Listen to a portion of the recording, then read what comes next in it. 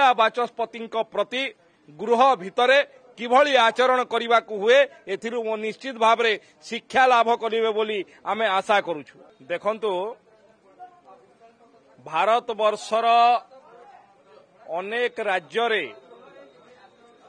OBC मानक पई संरक्षण व्यवस्था हेछि।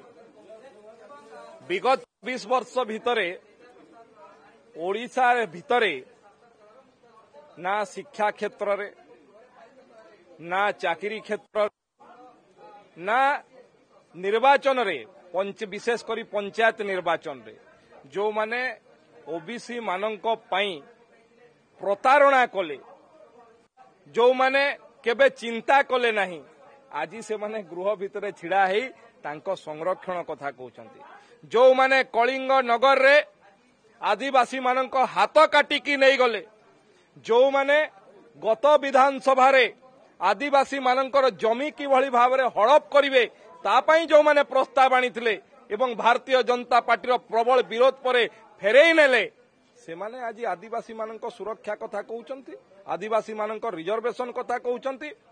मने रखिबा कथा ये भारतीय जनता पार्टी अटल बिहारी वाजपेयी प्रथम प्रधानमंत्री जेतेबेले हेले आदिवासी मानक पई स्वतंत्र मंत्रालय प्रतिष्ठा करथिले एवं ओडिशार बरपुत्र जने जोएल राम को तार दायित्व देथिले।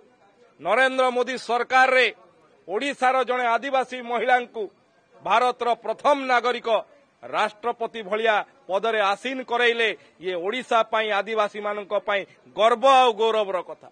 एवं भारतीय जनता पार्टी जेतेबेले प्रथम सरकार आज ओडिशा रे हेछि जने साधारण आदिवासी घरर पुआ आज ओडिशार लोकंकर मुख्यमंत्री हेछि।